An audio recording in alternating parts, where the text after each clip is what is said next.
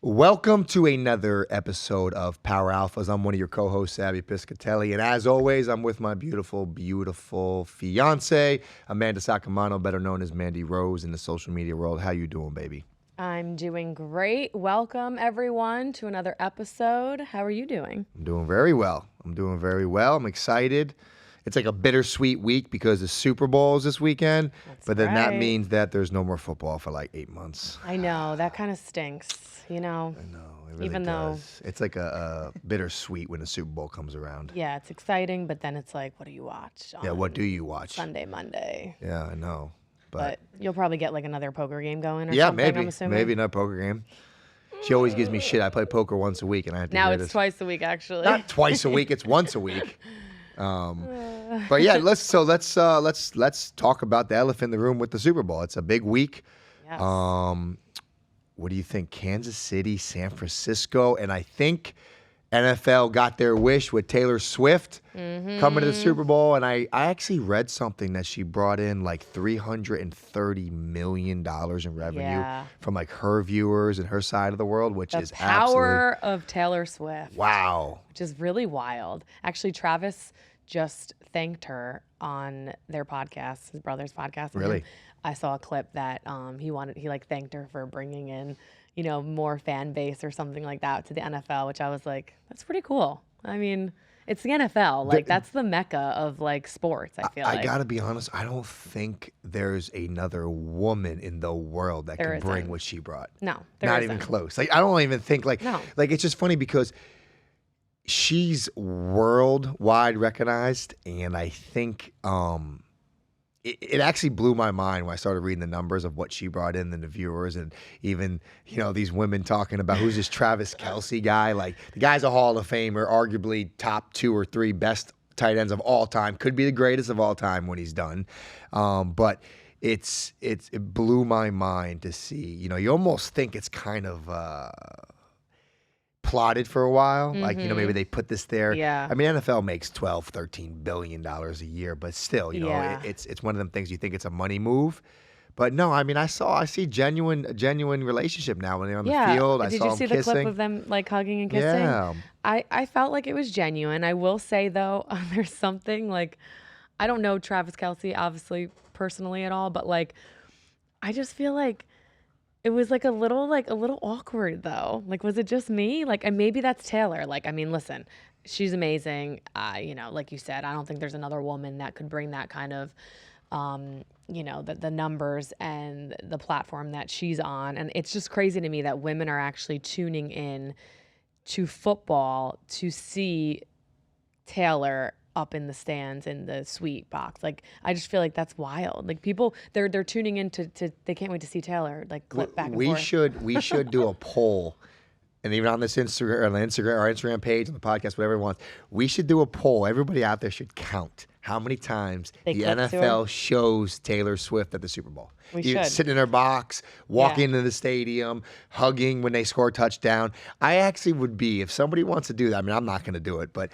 if somebody can keep track of that and tell me at the end of it, I would really, really love to know that number. There's someone out there that probably has done that already. Oh, I mean, know, there's- but there's Super people out Bowl is there that gonna have be- counted every single wrestling match that I have. I'm sure they're out there doing that. But you got to think, I mean, But Super Bowl is, first of all, the money that these companies spend on the commercials alone.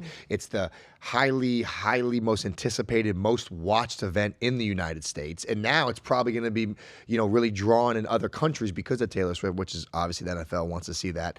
But I Yeah. mean, talk about, we're wild. not going. So we're not going to We're not Vegas. going. But my question to you before I answer my questions, have you ever been to a Super Bowl like city when the Super Bowl's going on? Oh, yes. I've been to the city, Miami, where Okay. we We were actually both went there, together. We were kind of like, we were back together, We but were we like, were, yeah, but we were a little on a I rough dropped you off. patch. I actually remember I dropped you off at a party. I went to hang out, Yeah. and then I picked you back up. I went to Maxim Party. And I went to Sports Illustrated actually that Yes, night. that's right. Yeah. Yeah, we went to 2 different parties. I went with a couple girls, and it was fun. It was Miami, and obviously it's not far from us, so it was fun. But I feel like it wasn't as crazy as I thought it was going to be. Like, getting out of Miami, well, I don't remember it being too crazy, but I just feel like any city where the Super Bowl is just insane. And I just feel like Vegas is going to be absolutely insane because I feel like the nightlife in Vegas is just, wild I as it is. I read 2 days ago that they're expecting 400,000 people in Vegas on the Strip. Think about that for a second. Wow. The population of Nevada, and Ben can look this up and confirm it, but I think it's about 3 million. 3 million, okay? Okay. So you're telling me 400,000 more people are going to be in that little condensed strip. It's going to be absolutely chaotic. And for me personally, I was part of really 2 Super Bowls. I was actually, when I was starting for the Bucks in 2008, we had the Super Bowl. There was actually 2008 season, but it was a 2009, obviously in February. And I was part of it. I was living in Tampa. It was in Tampa. And I remember I hosted a party. When I was one of the hosts for a party, it was myself, Reggie Bush, and Simeon Rice. And I remember it took me to get into the club like 30 to 45 minutes. Ugh. And I was hosting it Sounds just miserable. to get in. It was the most miserable time. I remember actually. And you're not like a club guy, so No. I can't even imagine. But, it was one of those, the Super Bowls in your town. Yeah. I was young, and I never drank back then, but it was still one of those things I just love still be around the energy and all that stuff. But I actually remember driving that week. Maybe it might have been like Thursday. And I remember like stopping at a light and just screaming, like, everybody get the F out of the Tampa. Yeah, because well, you and your couldn't road do rage, nothing. I can't even You couldn't imagine. you couldn't even drive 3 stoplights without like a 30-minute, it was No, that's annoying. absolutely insanity. Yeah. You couldn't get in nowhere without, just time and wait. It was just, I remember I was like 23, 24. And I didn't even enjoy it. It was too chaotic for me, especially now I'm getting older. It's like people are asking me like the other day, you going to Vegas, you going to Super Bowl? And I got to be honest with you, unless you're paying me, which I'm not going to get paid to go to no event anymore. Maybe you will for appearance, but I will never probably be around that chaos. I'd rather be. We're going to be on our couch. Yeah, I'd rather be on my couch In with New my York, beautiful actually, fiance. Yeah, and just watching the be game, nice. relaxing. Just relaxing with some family. We're going to have my dad's deli cater. I can't wait. We're going to have a nice 6-foot hero Italian combo. We're going to have some wings. What else are we going to have? We're going to have a lot. See, that excites me. Yeah. That excites me. That's exciting. Not being around the chaotic atmosphere. But you know what? Some people love it. Some people want to be around it. Yeah. Some people thrive off. So, hey, listen, good for you. Enjoy the Super Bowl. I think it's going to be a good game. So if that's what you love to do and you love to be around the chaos and all that stuff, good. Enjoy, because it is once in a lifetime opportunity experience. It's really a tremendous amount of energy. It's the 2 best teams in the NFL. It's the best athletes in the world competing for the grandest prize of them all. So Even though we wanted Baltimore and Detroit both my Lions, we teams, both man. did. Oh my gosh. We were upset about that. I I was. what's sad to me is like, one of my best friends is Ray Lewis, obviously one of the greatest, The GOAT. the greatest defense player ever played in football, NFL, Baltimore Ravens. And he was actually highly upset. He called me the other night and we were talking, and it's like, what really aggravates me is Baltimore was the best rush team in the NFL. They were the best running team in the NFL. And Lamar is so good at playing off that. And they ran the ball 6 times. Like, to me, that is the perfect example of a bad coaching job, a bad game plan. And I don't know if they were trying to out coach Andy Reid, because Andy Reid probably was planning to stop the run, and they said, oh, we're going to pass, which is a big mistake. And to me, I look at that situation, they came out flat, they looked uncomfortable. Lamar Jackson is not a person to sit in the pocket and throw the ball 40, 45 times and pick you apart. He's an elite athlete. He could run. He has a credible arm, but it has to be a balance for him to be successful. And they put him in positions like that I thought personally was not what got him there. He had, he's probably going to be the MVP. He's probably going to win the award this week, and he should. But they didn't use the same game plan that won him the MVP. And for me, it just makes me scratch my head sometimes because, you turn on ESPN, you turn on First Take, you turn on these guys, and they're knocking Lamar Jackson. But why don't you knock the coaching staff? Why don't you knock the offensive coordinator or the game plan? Knock that. Because Lamar is just following the game plan. And for me, I don't think that gets enough emphasis talking about that. It's horrible you ran the ball 6 times when you're the best run offense in the NFL. That's a disgrace. And to me, they blew it. They blew it. That sucks. I wonder why they don't go after the coaching or what do you think that is? Because I'm sure it's not the first time. They have to blame someone, of course, in anything. But Because I don't think blaming a coach that nobody even knows their name is going to true. draw any attention. Yeah, they're going to They're not blame going to the draw any, yeah it's the just, MVP. and and I see, Stephen A. Smith, he's one of the greatest of all times in that industry. But I mean, come on, man, you called it an ultimate choke job, dude. It's not a choke job. Like, again, you can't put a quarterback that's not built to throw 40, 45 times and pick you apart in those situations. Yes, he made some bad decisions. Yes, he made some bad throws. But when pressure comes and time's counting down and you got to score a touchdown, you got to make a throw that's going to be a risky throw. And, at the end of the day, it's a risky throw. And he was on the bad side of both those throws. I think he had 2 interceptions. But I get aggravated because I watched the game different. I had the privilege to play in the game. I had the privilege to go in the game and know the game plan. I had those privileges. I look at the way the offense is structured, the way the coach is coaching the game. Even let's skip over to Detroit. I mean, Detroit, I was pushing for Detroit. That's an underdog, right? Yeah, me too. I mean, you're up 24-7 at the half. And for me, I understand what got Detroit there. I think Dan Campbell is a tremendous, unbelievable coach. I think he's an incredible players coach. I think he's turned that organization around. I think it's so fun to watch. And I don't even want to criticize him because he made his choices in the moment. But when I look at that second half, it was like, I know when you go into halftime up 24-7, your halftime adjustments aren't much because you're kind of complacent. You're like, okay, we're winning, we're doing good. So you don't make enough adjustments. Then on the other side, Andy Reid, they're playing San Francisco at the time, not Kansas City, but they're making their adjustments because they're down. They come out flat, couple fumble, couple bad plays here and there, changes the whole momentum. And let's not get something twisted. Football is all momentum. And when you get stopped on a 4th down, you literally just handing the other team the momentum.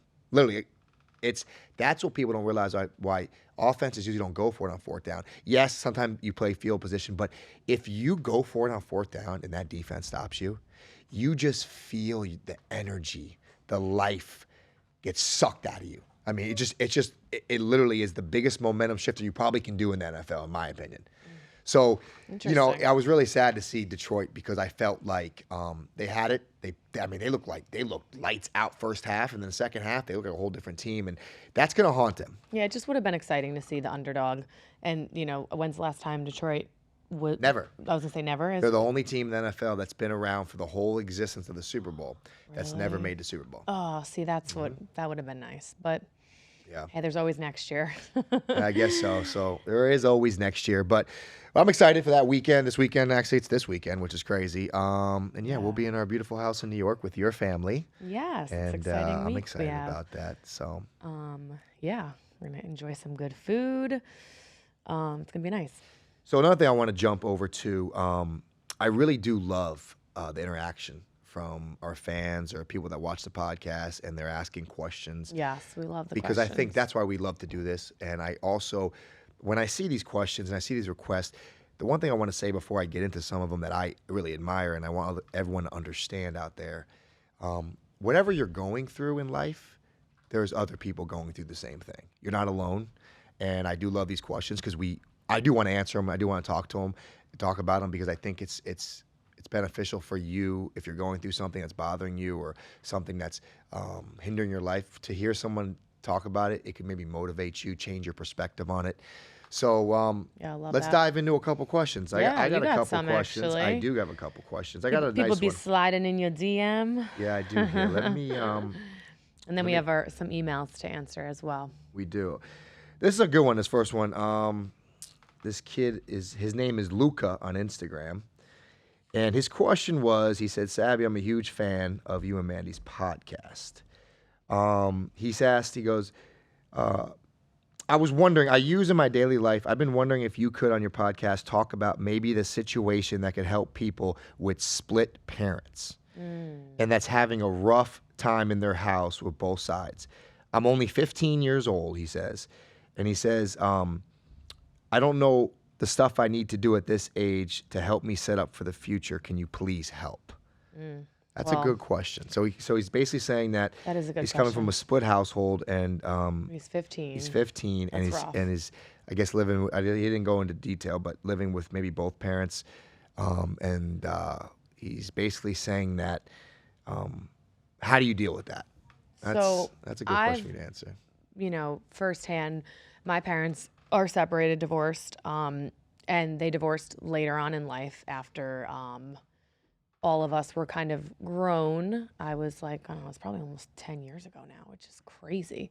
Um, so we were kind of, most of us all out of the house. I was still living at home, and it was a little different dynamic. My mom was kind of the one that went to go live somewhere else. My dad stayed in our house that we grew up in. So it was a little bit different, but it's kind of hard to say. It's a really tough situation. 15 years old, that's hard. That's a hard age. I was a little bit older. However, I think like my brothers didn't handle it as great either. Like I feel like it just really depends. And my brothers are all older than me. So it's really tough when you like don't expect your parents to go through that.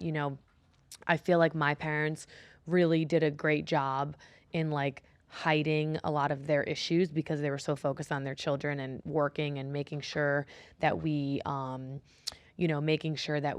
have a great life and that they're still able to take care of us regardless of any kind of situation. So I would say my biggest piece of advice would be don't take sides. Everyone has their side of the story. You never really know what's going on. Sometimes your parents kind of like don't tell you everything what's going on for a good reason. So I think, try to stay busy, try to focus on yourself and not get involved too much in your parents' drama. I know you can kind of attest to that as well. There's times where we both kind of get involved, and sometimes one of our parents, our mom or dad, can kind of talk to us about things, and they're not trying to make you like side with them, but then they're also like, I don't really think they should be like telling you too much about their relationship, because I think they should keep that kind of behind closed doors, because I just think it affects the children too much.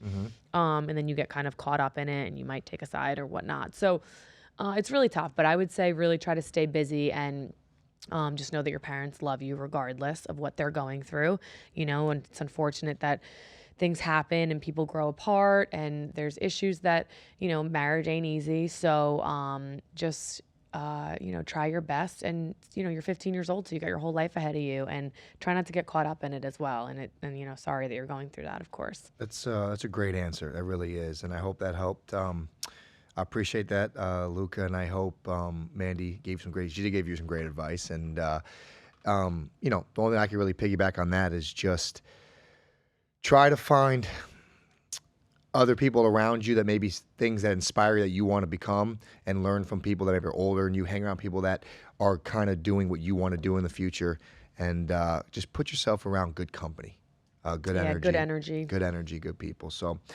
there's another one that I wanted to read off.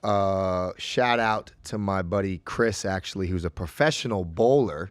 This guy's lights out. Professional bowler. He's a professional bowler. That's cool. He actually deals at the Wednesday night poker game that I love to go to. Oh. His name is Chris. Wow. Great guy.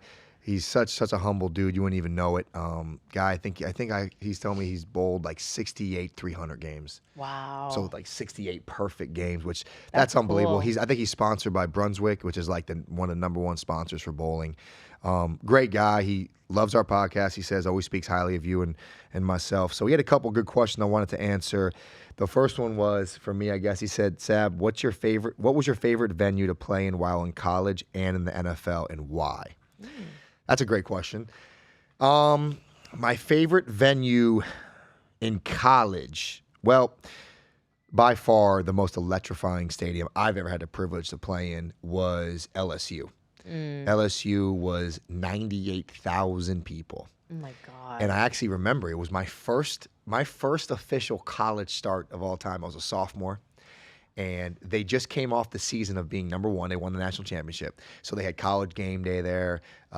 It was 98,000 people. They were ranked number one in the country. And I came out to the field, and there was a live tiger in a cage right there. No, a A live live tiger. Like a tiger? live tiger sitting there. Wow. And I'm a little sophomore. I'm like 20 years old, maybe 19. And Didn't hit puberty yet. no, He was a late bloomer, guys. but that stadium was absolutely electric. To this day, and I've had the privilege of playing a lot of stadiums, to this day, the loudest sound I've ever heard in my life was when they tied the game up with 12 seconds left in the game. They tied it up 21-21, I think it was, and they scored with like 11 seconds left. When they scored, I actually to this day remember it almost felt like you heard it coming and then it hit you, like smacked you in the face, like the Wow. sound of it. And I actually remember walking on the field, I was like, that is the loudest sound I think I've ever, and to this day, it's been the loudest sound. So That's crazy. college was LSU, and NFL, NFL stadiums, it's funny, I actually really enjoyed playing in Atlanta. Really? Because Atlanta Stadium, we were in their conference, so I played there like 4 or 5 times. And they had really good hip hop music on, like in the pregame. I know this course. sounds funny. He was doing his dance. But that's when like Ludacris was big, ATL, and it was just a really good vibe when we would warm up. That's cool. And it was yeah. just a really good beat. I remember always in warm-ups, like kind of like just like really just feeling myself in the groove, and you get that mentality. That's where you got all those great dance moves too, right? Can you show them? Yeah, Show them no, some of can't them. show them no dance Sabby moves. does this one move. It's Nope. like in the car usually. I can't do it Dude, that stop great. hating. But he does this thing with his hand. I'm like, what is that? He's like, is that it? Yeah, that's not it. Bad description. So he has two other Get that questions. Ludacris on. You guys want to see it? He has 2 other questions. Luda. Another question that Chris said is, did you have any beef or personal rivalries in football? And what was the cause of them? And did the relationships change over time? Ooh. That's a good one. That's a really good one. Personal beef. Actually, I do. I have a beef that it actually turned to the media. And I'll tell you what happened. So it's funny when you get to the NFL, people don't realize there's not as much shit talking as you think. It really isn't, because it's the best of the best already, right? It's the best athletes in the world, and sometimes you're conserving your energy, because talking is like a lot of energy. We know right? that from wrestling. You know from wrestling, obviously, Oh my God. absolutely. The Being more you a bad talk guy, crap, a heel, the more you talk, you get so blown. So that being said, when I got to the NFL, it wasn't as much shit talking, but there was one instant that I'm gonna tap on right now that actually went, you would say, viral. But we played the Miami Dolphins in 2009. And we always played them in the preseason. Then we played in the regular season game. So we played them in the preseason. In the preseason, the starters only play like a first quarter, maybe the first 2 quarters. So we played them, and I will never forget the first series the starters played. So I was starting the time, and Ronnie Brown was the starting running back for the Miami Dolphins. Great player. First series comes out, and he runs like a toss, and I never even played against him. And he gets the ball and whatever. He kind of comes to my side, but not around me. And he kind of throws the ball down. And he says something. I'm coming after you, white boy. So I'm like, what? I'm like, who are you talking? I don't even know you, bro. And I see him running back to the huddle. And he's like, I'm coming after you, white boy, whatever. So I call me white boy. Okay. So I remember like 2 plays later, I came screaming in the hole, and I went to crush him, and he ducked. Like, he literally ducked, and I flipped over him. And I flipped over him, but he went down, because when he ducked, I feel like I get up and we get in each other's faces, and I'm like, you run in your mouth, blah, blah, all that stuff, and you duck. So people like had to break us up like it was like a little like scuffle. No big deal. We both only played like a quarter or 2. It was over. But like everyone saw that we had beef in this game, which is crazy. So now, fast forward, we played them week 9. Okay, week 9 we played them. And it's funny because people remember fights or beef or rivalry, and I didn't make anything of it. But we play them, and it's the same thing. First series comes out, he's running his mouth to me. And I'm like, wow, okay, here he goes again. And I will say, I was like the 3rd play of the game again. I came out of control, like I wanted to kill him, and he juked me pretty bad in the backfield, like really bad. He juked me, and he had like a 30-yard run. And I was like, and I'm pissed, I'm furious, and whatever. So I'm mad. In the 3rd quarter, he broke out, and he went to cut back, and I just lit him up. And I lit him up, ball popped out, he fumbled, but when I lit him up, his foot broke. Ooh. So what happened was, and this is, you could see the play on TV. Let's get the play. It was not malicious. It wasn't intent. I hit him from like the side, ball pops out, and I rolled up on his ankle, and his foot broke, and he was out for the game, and actually he was out for the season. So I remember when we were in the locker room, their media came up to me and was like, you had that big hit on Ronnie Brown. We saw you guys jabbing, talking all day back and forth, and his foot is broken. And they were trying to imply that I did it on purpose. Yeah. And this is a true story. And I remember, they were trying to stir the pot because they saw us bickering the whole game. So I'm in the locker room, and I'm like, there was no malicious intent. I would never do that. I'm not trying to ruin no one's career. It was just a clean hit. His foot got caught under me, whatever it was. So they actually wrote a story about it. There was kind of a fuss about it. And I'll never forget it. For like 2 days, people were talking about it. So fast forward to the Super Bowl. The Super Bowl was actually in Miami that year. I saw him at a Super Bowl party personally, and I walked right up to him. And we squashed the beef, actually. I gave him a handshake. I said, listen, Ronnie, I said, I would never maliciously try to hurt you. I know you broke your foot on that hit. And we actually give a handshake, and he's like, man, I know it was all part of the game. Wow. But that was like the only rival I had that actually kind of went viral in a sense of like, we were bickering, we were talking shit back and forth, and it just so happened when I hit him, I made him fumble, but his foot broke, and they tried to blame me that I hit him on purpose. Damn, that's crazy. So that's a good question, Chris, by the way. That's maybe bring me back to reminisce when Yeah. I used to talk shit to him. That's pretty cool. Yeah. Well, we all know you love talking shit. So last one's for you, babe. He says, I know you guys both have dogs. What is your breed of your dog? And do you guys like traveling with your dogs? You can go on that one, babe. Now we like traveling with our dogs because we fly XO. We actually are able to bring our dogs pretty easily now on the plane because we like charter a lot. So it's been nice. And my little girl is a petite golden doodle. She's half psycho. Oh my gosh. She's definitely, Sabby's hands are I'm a trying little to bit show, like if you guys beat can up. see, but they probably can't even zoom in. I have like little She cuts hates and Sabby. scratches. She bites me at least once or twice a day. She's really protective of me. She's my little angel. I think she came to me at a time where after that whole thing happened to Daria and I think she's my little guard dog. I mean, she's 14 pounds, but she will bite your finger off. The first time she bit Sabby, she bit him like under the nail, and he was like gushing blood, and he was like, "Yeah, dog!" He was walking up the stairs, and I watched him on camera. He's like, "She bit me," and he was like blood dripping everywhere. So she's a little psycho, but we love her, and it's a really toxic relationship, but it is what it is. And then our handsome Kanye Corso, Trey, our son, he's the best. He's the real guard dog. Like today, working out, how cute was that? Oh, that was so cute, that video you posted. He like will sit by us and just guard, and he does not take his eyes off out through the garage. Like, I mean, obviously they have like crazy hearing, and like I feel very safe with him. He's the best. Do they get along? Do your dogs? They do. Both get along? Yes, they do get along, which is funny. We had them young at the same time. Trey's a year older than Penny, but we had them together young, and I think that makes a difference. Penny rules the house. She's like, she jumps on his head and actually humps his head. She fits on his head. His head is huge. He actually like will rest his head on tables and stuff because it's so heavy. It's really cute. But yeah, they get along great, and she's a little bitch. She actually like will try to go after him, and he'll be like, calm down. You know what is? We're really lucky that he is so submissive to her. He's just so like, I mean, he looks at her like, I could sneeze on you and kill you. But like, he's just so, it's actually really heartwarming to watch because it's like, he's a killer. Like these dogs, I mean, you guys can look him up. The Corso's bite force is like 690. It's 750. No, it's 690, like 700. No, Oh. but it's like they are like the ultimate guard dog. Yeah. And he is so just like like Mandy said, like Penny will literally like jump at him and he'll just like walk away.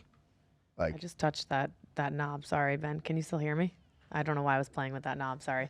No, they're the best. But that's a good question really from are. Chris. But appreciate your love, Chris. I know you watch all the podcasts. Yeah, and, thanks, Chris. Hey, Chris, And- listen. You need to start dealing me some better cards at the poker game. Seriously, I mean, you had me on a couple coolers last week where I was Coolers. I was ahead the whole time until the river, Chris. What is this lingo? You don't know what a Coolers cooler until is. the river. So basically, You guys going cooler's like a swimming? bad beat. Like it's basically like it's just a bad beat. Like okay. a set over a set of a king flush versus ace flush. Like just bad beats.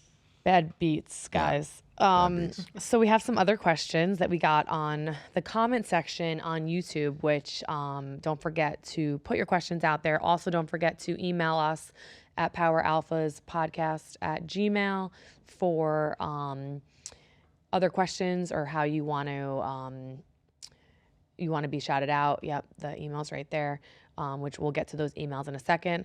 But here's a question. How does Sabby handle your spicy page well? More so the comments.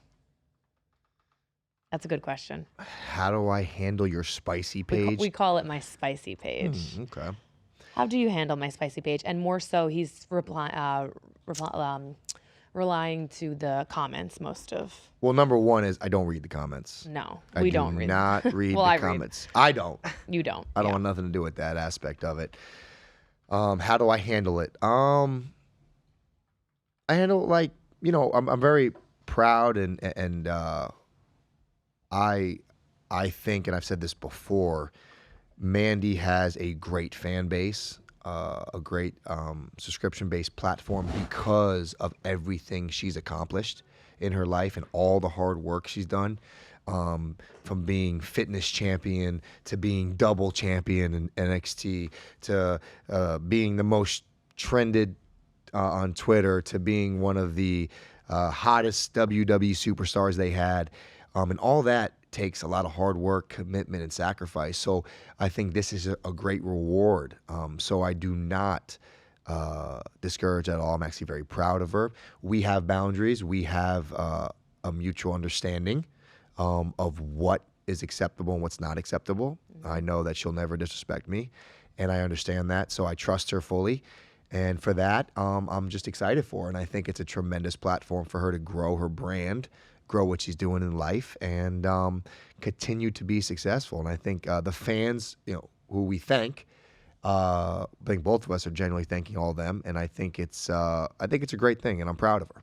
Great answer. And also, at the end of the day, I'm going home to Sabby, and we all know that. And it's great that I can have a direct relationship with my fans on these subscription-based platforms and appreciate all the fans and everything you guys do. So, let's see. Will you guys be doing another workout program for Solin? Remember the workout program we did? Yeah. Actually, we might be. You never know. We do take a lot of pride in our workouts and are working on something special right now, like having a supplement line down the road. So maybe we will incorporate another program with the both of us. Yeah. That was fun. What? Oh, Mandy, will you ever compete for WBFF again? Ooh, that's a good question. question. I like that.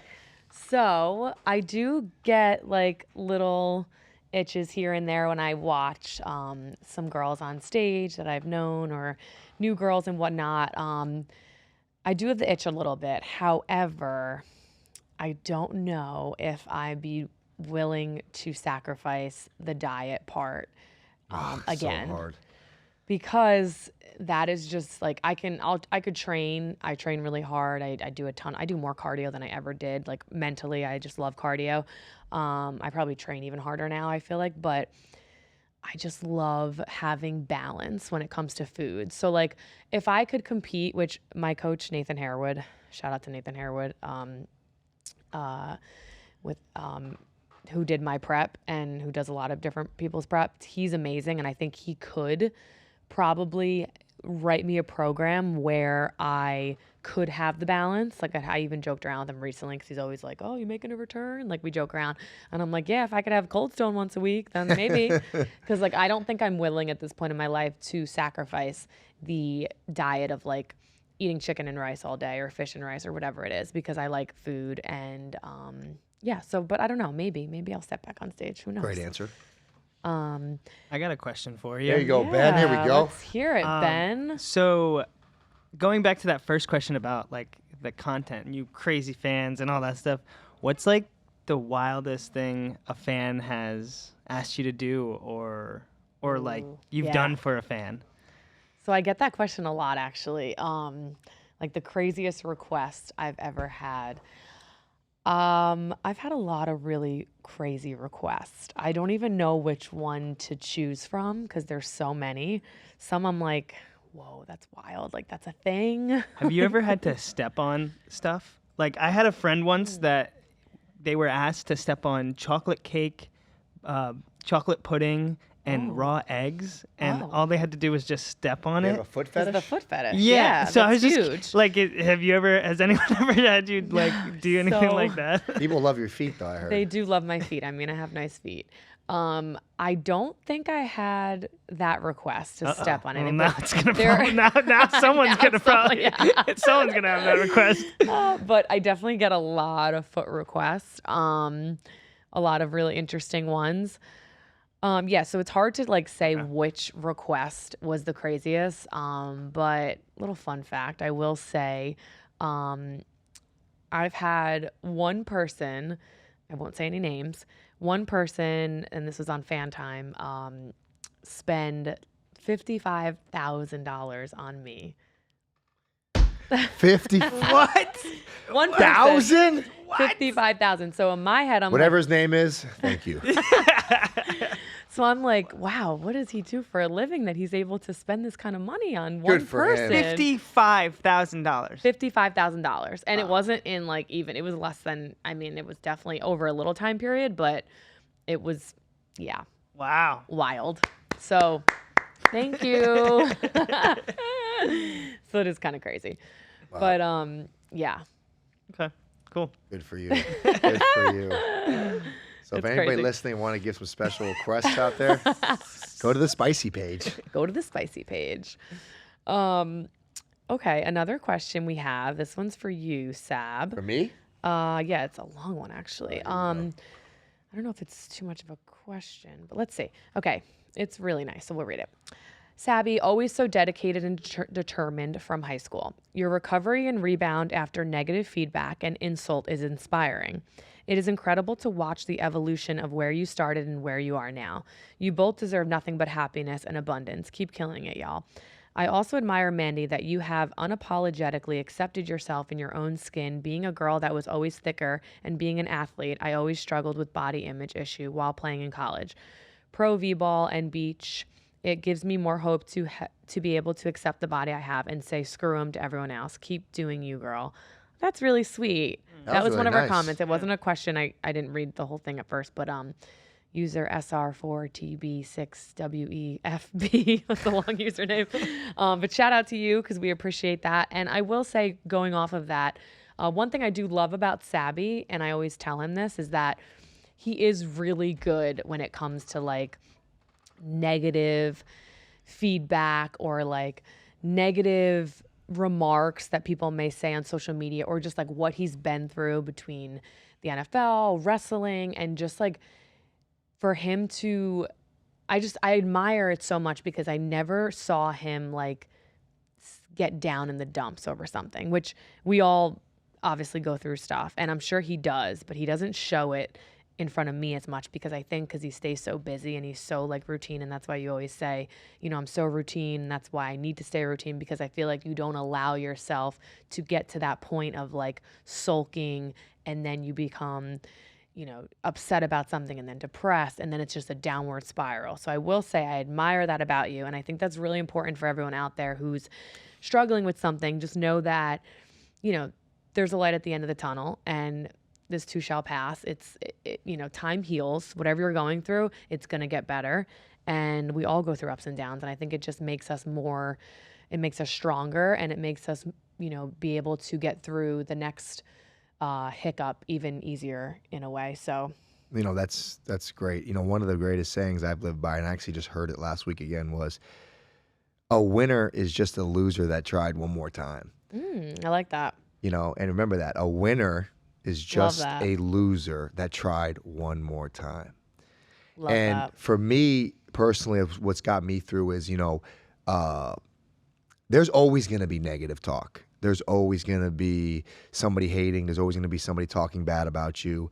Do not ever let it determine your future work, meaning you could take it in, accept it, let it motivate you, and kind of smile on the way past it. Love that.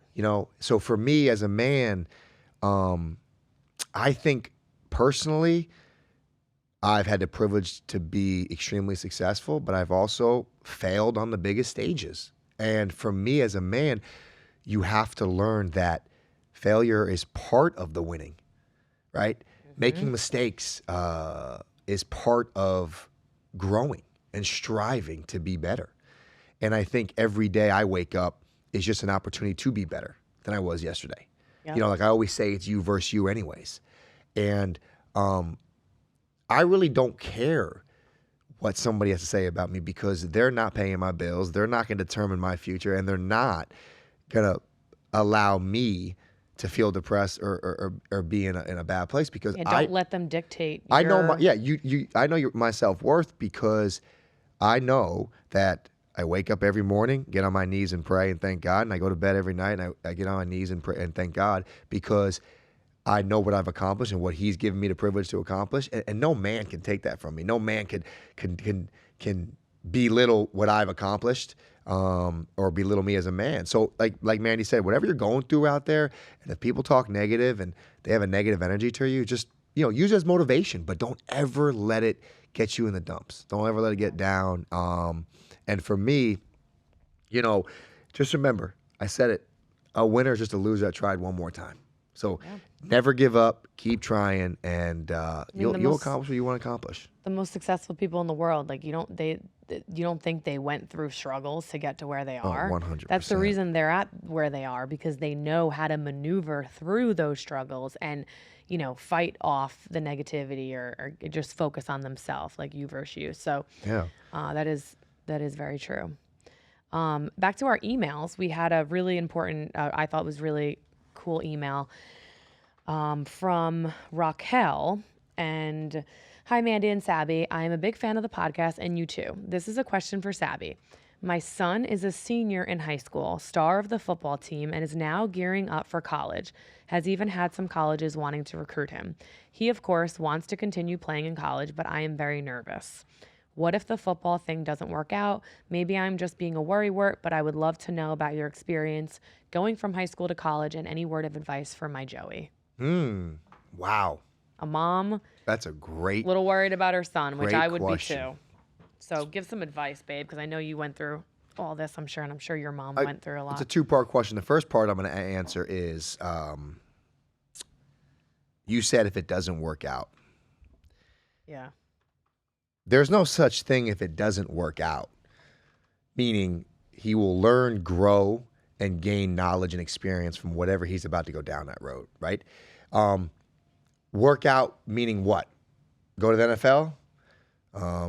Your career is going to end at one point. Everybody's career will end at one point. It's either in college, it's high school, college, or NFL. My best advice is if your son wants to play football, he dedicates his whole life to being the best athlete and best football player he can become. If he wants to make the NFL, then he needs to do what nobody's doing. He needs to sacrifice everything. He needs to outwork everybody. He needs to have a routine. He needs to commit everything he has to get an opportunity to be the best college football player first. And then if he has aspirations and dreams to go to the NFL, chase it. But don't ever tell him that he cannot do anything, because he could do whatever he wants to do and puts his mind to. But that being said, if he just gets to college, that doesn't mean it didn't work out. That means he was very successful at college. And he will grow, he will learn camaraderie, he will learn leadership, he will learn work ethic, and he will learn to conduct himself as a man. And for me personally, my college experience has catapulted me into the man I am today in every aspect of my life. You can't look at it like, what if it doesn't work out? You gotta go 100% into that craft, into that work, and enjoy the moment, live in the moment, have goals, work towards goals, but make sure that he is very, very aware of what he's accomplished. Because you just said he's a star football player of high school. That's a tremendous accomplishment. If that stopped today, your son Joey did a great job in high school. So for me, as a parent, my parents were very supportive, and they allowed me to chase my dreams. They helped me financially. So I get teared up thinking about my parents too. But like my best advice was just be the best mom and let your son chase his dream if that's what he wants to do. Yeah. Really it is. And I wouldn't, don't think about the fear aspect of it. I mean, it could be anything, God forbid. But I think nowadays, a lot of parents, I think I see even like my siblings and stuff, it's like, oh, I don't want my son to play football. It's too dangerous. It's like, I don't know. Like, I feel like maybe because of the social media and the news out nowadays that they know a lot of like, the CTE and all that stuff. But I just feel like, I mean, it's an amazing accomplishment if you make it. Obviously, the I don't know what the percentage is. I think she's worried about what she says if it doesn't work out, meaning like if he gets a disappointment. And, Yeah. But at the end of the day, it's the reality. It's going to end for everybody at one point, right? Right. It ended my 6 years at the NFL. Mine ended, and it was. Let me tell you something. It doesn't matter if it ends in high school, college, or the pros. If you're very passionate about sports and you love to play sports, that's a moment that you just have to face as a man, and it sucks. It sucks, Yeah. right? You can't play the game you love anymore, and that's a reality check. But just be a supportive parent. If that's what he wants to do, help him try to get into college. Any college is a tremendous accomplishment to play at, any level, D1, D2, D3, and it takes a lot of sacrifice, a lot of work ethic, and let him chase it. Yep. He gonna make his mama proud. Yeah. Just like He already did. Yeah, He's a high school exactly. football He star. already His mom did. made his mom proud. It's Yeah. just congratulations, Joey. Yeah, no, that's awesome. And good luck to you. So that was it on my questions and my emails. Did you have any other questions, babe? I didn't have any other ones that I wanted to really point out right now, but one thing I do want to say before we wrap this up is I love the questions. I love the interactions because I think this is what a podcast is about. People want to hear other people's stories or answering, and listen, we don't know we don't know it all. You don't know it all. I just like to, kind of talk from my experiences and what helped me grow as a man and I think you do the same thing. So I love the questions, but I think now we're going to kind of get back to having guests on the show, and we wanted to kind of take a month and just really dabble into each other and dabble into these questions and get the people involved. And we can continue to answer questions, I think, as it goes on, but I think we're going to start having some more guests on the show, and you could hear their story, their perspectives on life and their roads and their struggles. I think it's important for people to hear that. Yeah, we've had fun the last month or so. Just kind of the dynamic between the two of us, I think, is cool, and we're able to get more comfortable, and we will start having some more guests on and whatnot. So don't forget to subscribe to our YouTube channel, so you get the notifications. Every episode drops on Mondays. We are also on Spotify and Apple Podcasts. And yeah, like Sabby said, we love your questions. So keep them rolling. And we'll see you guys soon. Love it.